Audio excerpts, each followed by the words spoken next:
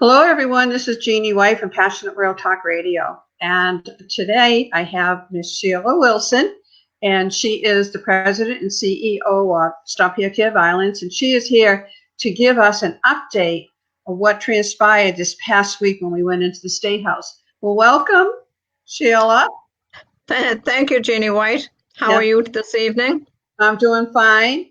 Yep. I know we have good news. Well, not good news, but we do have some good news about us going into the State House. What was it, Tuesday or Wednesday we went? It was, I believe it was December 15th. It was the 15th, yeah. See how fast time goes?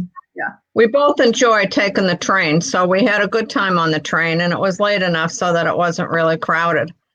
Right. And so we trudged up that hill to get to the State House, which we've done many, many times. Mm-hmm. And we had an appointment with Senator Michael Brady. Right. Well, Senator Michael Brady apparently got stuck in traffic, so he didn't come. But we got to meet his staff, and it was, I hope I can pronounce his name right. It's Alfred D. Girolamo. He pronounced it a little differently than I just did, and I apologize if I didn't do it right. Are you still there? I'm here. I'm listening.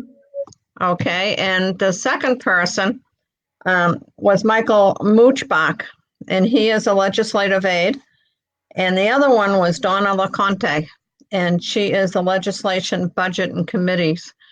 So we all sat in a room, all five of us, and we all decided. I brought a bunch of questions with me, thinking that this would be right on the top and see what happens and maybe get a little organized for all this. And the first question is, where are we at the bill? And I was very surprised because the bill had gone into the Judiciary Committee. Right. And it always seems to go to the Judiciary Committee first, and then sometimes it has moved out of that, either into study or into a different committee. Mm-hmm. And so they have until February 5th to make a decision on whether or not it goes into study or goes to the next committee meeting. Now you know what happens when it goes to study. Yes, it's a sudden death, and it's absolutely yes. It's just awful. I think it is. So we talked about that, and I just don't understand what happens. Trying to get it into the Judiciary Committee, and then we write to all the members of the Judiciary Committee, to have it kind of favorably voted out of that committee and into the next. Right. So I'm on the work to do that. And so I had asked the chief of staff, Alfred, are we really where we want to be? And he said, yes, that's where we want it in the Judiciary Committee, but we really need to get it out of the committee into another committee. Right. And then we were just talking about, what really is going on with this bill. It's been in there now 10 years. They sign it in. There's different senators, different representatives that filed the bill. Yep. And it just doesn't get passed. And why doesn't it get passed? Well, what do you think? What do you think? Why doesn't it get passed? Yeah. Well, when I asked her, I have, to be perfectly honest, I don't know why they wouldn't pass it. There is so much violence in the emergency rooms, in the hospitals, all over the place. And it's not just Massachusetts, it's everywhere. 36 states have a felony law. One of the aides told me, not these aides, but other aides in our conversation, is that they don't care how many states have a bill. They're not interested in that. I thought it was a big deal. No, they're not interested in it. We've talked about it, and, can you just, before we get any further, there was one thing you mentioned to them about hands off, and they didn't know anything about it. Right. When I was still working at the hospital I was in, we had psychiatric units. And the security guards would tell me, now this is years ago, that they don't understand why they can't touch the patients. And I was kind of befuddled as to what they were talking about. And he said, we're all hands off now. It doesn't make any difference what's going on. We can't touch the patient. And recently I was somewhere else in an emergency room visiting, and I spoke to the nurse, and she said, yes, it's all over the place. Mm-hmm. Hands off in this institution is hands off. Now, I'm trying to find out what happens when somebody is getting assaulted. Are they still hands off? Well, I heard that, well, we give medication then. Well, I don't know how that works. I've been in a position that I've been assaulted and I needed help. And the other thing is, they say that they just call the police. And so I asked about, well, why would they do that?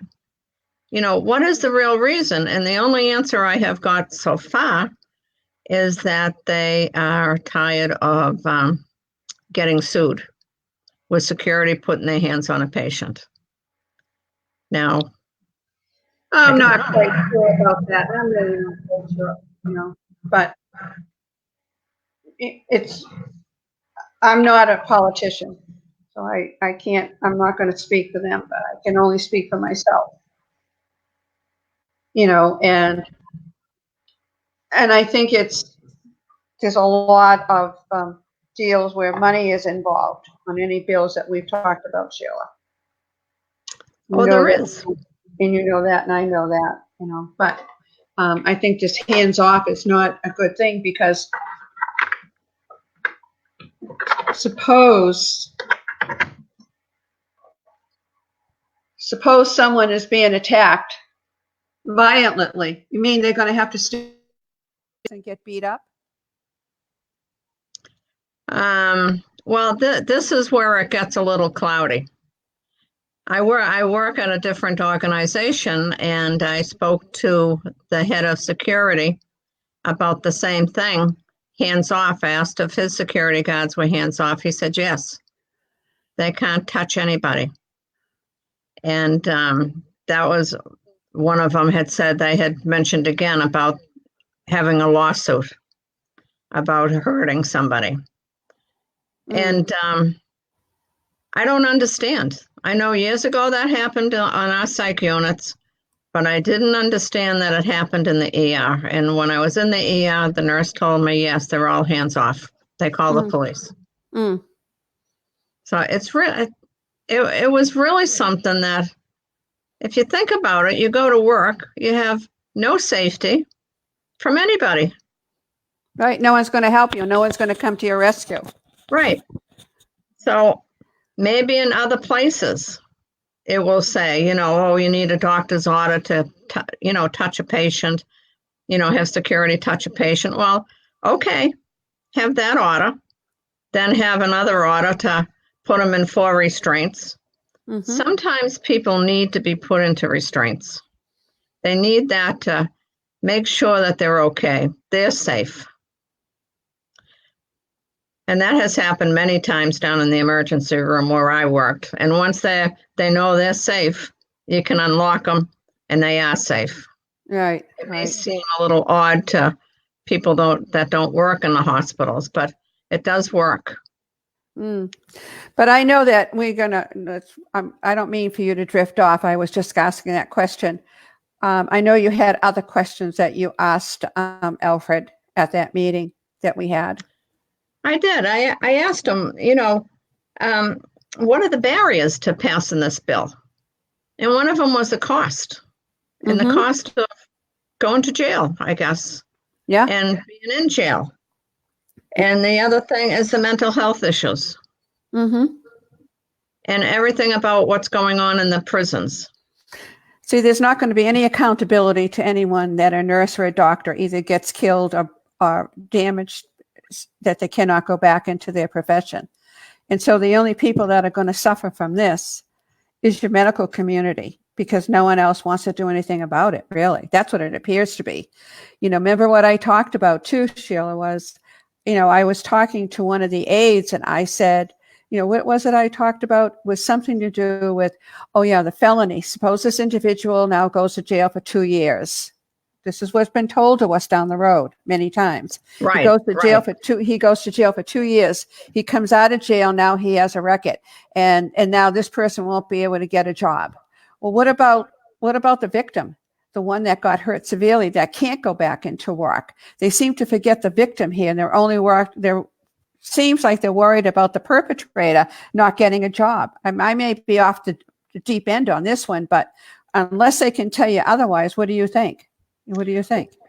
Well, I think because we've heard it several times. Yeah, we've heard it so many times. Yeah. We've gone into the courthouse. We're pretty well known. I mean, they aren't saying, hi, Sheila, hi, Jeannie, when we walk in.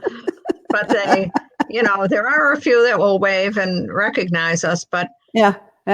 It's like there just isn't any type of safety net for the medical workers. No, they put them out to, I'm telling you, they put them on a ship all by themselves. The hospital doesn't want to get involved. Your politicians don't want anything to do with it. They really don't. After 10 years, what do you think? Is that giving us a message or what? Right. Really? And it was in, I've forgotten how many years it was in there before the governor at that time, Deval Patrick, decided to sign it into a misdemeanor. Right. Yeah. But this is, you go to work and sometimes you just might say a prayer before you enter the door and you hope and you try so hard. And the nurses have written out these incident reports. Yes, nothing happens. Yeah. The police will come and they'll say, well, we can't do anything because we didn't see it. And that's their criteria. They have to see the assault. Mm-hmm. And so you say, okay, the police aren't going to do it. So then you bring the person to court and they go on to probation while the nurse is getting still examined by the primary care, gone into some sort of physical therapy for her complaints, and ended up with surgery, back into physical therapy. The next thing, she's out in disability or workman's comp and then disability. Right. She's lost her job. She can't work. Do you think your politicians care about that? No, probably not. Well, I think maybe if it was one of their relatives, I mean, they'd be closer to it. And I think there's so many things that go on at the State House that this bill is probably just something that comes in every time. What is it, every 2 years? Yeah, and they'll go, here it is again. Here's Sheila Wilson and Jeannie White again, Yeah, and, M&A, ENA, whatever. Yeah, whatever. And they don't do it. They don't do anything about it. And I think they forget that there's a victim involved here. The victim is the medical community, not the perpetrator. Really. No. They're the ones that caused it, but yet they're not going to be punished. But who in the end gets punished in the long run is the medical community. Right. Really. Right. Really. Yeah. It's really very, very sad when you really put it that way. Yeah, it is sad. It's very sad. And then remember the first time we went in, was it the first or second time we went in? I don't know who the person was that you talked to, that you asked him about the bill, and what did he tell you? I'm not sure what. Because it had died. It went into the study, and what did he say? What happens? Yes. Now you're bringing that back. He was a young aide. Yeah. And I was really devastated that the bill went into study, and I thought for sure it would come out of study because, we're just all learning all this. So I was sitting there in the chair, and he just said to me, Mrs. Wilson, you just don't understand. The bill is dead. Forget it. It's dead. And here's this young kid. I really felt like he was my kid, and I could have given him a backhander for telling me something like that. And I says, well, what type of bills have you passed? What is so important that we couldn't get this bill passed? And he was very happy to tell me it was all alcohol. We had to pass all the alcohol bills. Mm-hmm. Now that's Mhm. Is that because of money for the state? I don't know. I don't know. You would think, but I'm not positive. I don't know what Right. their reason is, but I certainly don't think, that they've been very productive on this bill because of, I don't know, is it a nuisance to them that, where you're out there, trying to protect the medical community, and every time we turn around, that bill always goes into study. And as soon as it goes into study, no matter what, that bill is dead. Right. It doesn't come Yeah. back. It doesn't come back. Well, No. they told us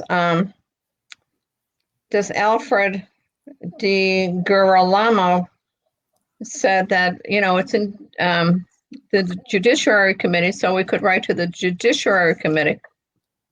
So we did go. I still had some copies of the laws, Yep. the bills, not the laws, and the M&A fact sheet with me. And so we went around and we passed them out to everybody.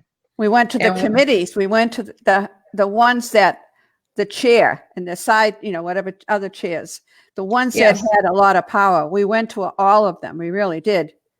We walked all over that state house. We're in the West Wing. We're in the East Wing. We were all kinds of wings. I'm going, but you got to just keep doing it, and I really feel bad of that more nurses don't, help out and make those phone calls, because this is an important deal. Maybe it's more important to you and I than anyone else. I can't, and I'm not even a nurse. Yes, but you wouldn't want to see your friends get hurt. I wouldn't want to see them get hurt, really, so I don't understand the mindset of either the perpetrator or the medical community, and, making those phone calls, because this, in another week, if it doesn't move, it's going to move into the study, and that'll be it. Right. And then how many times are we going to be beaten down, Sheila? Really, you keep every time I find it's a beaten down that they were. I don't believe these legislators are truly honest with us and really saying what it is, and I'm not even sure they know what it is. Some of them, right, right. Well, the people still on the Judiciary Committee, this Claire Condon, I have testified in front of her several times. Yeah. And she's lovely, absolutely lovely. So, and we went and we saw William Brownsberger. Yeah. Remember we met up with him? We've met up with a lot of these folks. We met a lot. We really have, And they really seem interested. But they can't do the job that I do. And they can't do the job that you do. And we can't do what they do. Correct. So I agree.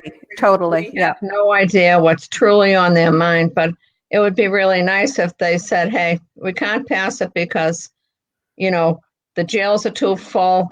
We're not going to put anybody in there. Let's make some sort of a commitment to put them into a 10-week program to see if they can get over their anger, or, to make some other arrangements instead of just throwing the bill in there. Right. But you know what? It hasn't gone to study yet, so we still have hope. I know. Let's keep our fingers crossed. Everyone out in the world, and they're going to be listening to this, say a prayer. Right. To the universe that it'll something will materialize and it will happen, Right. And write the Judiciary Committee and have it favorably reported out. Yeah, because you want to say, we'll have to put out an email on Stop Hair Care Violence of what we had discussed about. We do not want it to be sent. That's what it is. You're going to tell them that you don't want it to go to study. Right. So if it's favorably reported out, it won't go to study. It will go to the next committee. It'll go to the next level. Right. And then maybe we'll just ask the nurses and doctors or whoever on Stop Hair Care Violence, on Heal the Healer, and ask them. They also have to take part in this also. I don't mind doing it. I love going into the State House. I really do. It's a beautiful place. It really is. It's gorgeous. It's absolutely gorgeous. And I don't mind the train ride and all that stuff because it's exciting. It's watching, government in play, and we're part of it. So that becomes exciting, I think. Wasn't there something tomorrow? Oh yeah, I forget what it was now. I couldn't find it, but there's some sort of big to-do going on at the nurses hall or something like that, Nurses Hall, yes. about a bill that's been going on and on and on, and they're going to get there's a group of them going to get together. I wish I remembered exactly what was happening. It's to do with what the heck is it now? Well, when you go and you're in a rape case and a deal has been struck, you can't make any comments or anything about it. What do they call that? That a gag? A gag order or something like that. Yeah. And they feel that they should be able to tell their story, and they, right. I don't know the whole gist of it. So I really don't want to comment on it too much. I can't make comments on it, but I know that there's something happening at the State House tomorrow at the Nurses Hall about a bill that's been going on for so long, it hasn't been passed. There again, it may be something that they're going to have to pay out for. Who knows? I really don't know, what the whole deal is, but right. That's showing people getting involved, really, and saying, come on, right. We vote you into office. Yes, we have these bills, but we don't feel like it's a frivolous bill, and if you didn't think it was good, at least be honest and say it's not going to go anywhere. Right. Really, think about it. The only one in time was honest was that young kid that told you it was dead, wasn't going to go nowhere. Remember? Yes. Yeah. Yes, but I didn't like him for telling me that. Oh, I did, because he was being honest. And you don't get that all the time with your legislators. Do you really think they're always honest with us? I don't think so. Well, I certainly hope so. Well, I'm being pessimistic about it, so it's just my opinions I'm talking about here. I'm not mentioning anyone's names, but certainly this is not a good thing to keep, inspiring people to be part of the change in their state house or whatever. And you try to be part of it and they still don't make you part of it because they're wheeling and dealing 24/7, really. Yeah. So you can't convince me otherwise. I'm not the only one that's complaining about our state. I happen to love Massachusetts, but sometimes our politicians, oh my God, I don't know. I just think it's a sad situation, but let's not waver from what happened here at the State House. All right. Well, we got the opportunity, although I missed Michael Brady. We got to meet his staff and they were wonderful. Oh, the great staff. And one of his staffs comes from Dedham. Yeah, that's absolutely right. That's the little town you come from. Yeah, my little town, but they were very, very nice to us, his staff. You couldn't have asked for better staff, really. Very, very congenial and, and talking with you and, and not talking about anything in particular, maybe talking about the State House or, I'm talking about Dedham and the community theater and the coffee shops, but they made you feel very comfortable. His staff is really great. Yeah. So starting tomorrow, letters have to be sent out to the Judiciary Committee committee. Yeah. And we'll see what we can get that done and see what happens this year. But at least there's a lot of us out there giving it the old college try. Yeah, we're trying, Yep, but these nurses, they're really getting hurt. They really are. It's a sad thing, that these nurses go there and they're trying to save lives. In the meantime, who's trying to save their life? No one. Right. But it's not only the nurses, too. And I need to always remember the EMS that's out in the street, they get bombarded. They just had a brick thrown through the window. Right. For what? It's terrible. I've seen them they get thrown down the stairs. They get kicked down the stairs, and they'll come into the ER trying to get, so that we can help them. They had pepper sprayed, all sorts of things. And our medical assistants, they're right in the line of traffic. Yeah. They get hurt. Yeah, they get hurt. Yeah. Ultrasound techs, they work by themselves. They're in locked rooms. It's hard. Oh, it is. Look there are many causes out there for different things, like, I'm doing a caregiver series, I'll be doing a cancer series. There are a lot of different causes out there. There's many, but you have to just stand up and say, try to pay attention to me a little bit about what I'm trying to bring to the table, Right. Yeah. Right. Yeah. So I don't know, but I enjoy it. You know me, I love it. I know. Well, I think this is great, Jeannie. Thank you Yeah. for having me on. Oh, thank you. Is there any parting words, Sheila, that you'd want to give the audience? Well, we're still working Quincy Cable. We're doing some interviews with nurses that have been assaulted. We're getting people that have been assaulted and doing something else with their life to help with their PTSD, and that's Heal the Healers. And I think what we're just trying to do is support all the nurses and try to get them so that they're not alone. Right. And yeah. we've all been hurt, some worse than others, and it's got to stop. Well, we're doing the best we can, That's right. We are. Yeah. Anxiety and depression is terrible. Right. I agree totally, but I don't know what else you want to say. Do you want to talk about, before we close, about volunteering for your if anybody would like to volunteer, just email me at sheilaw6@comcast.net.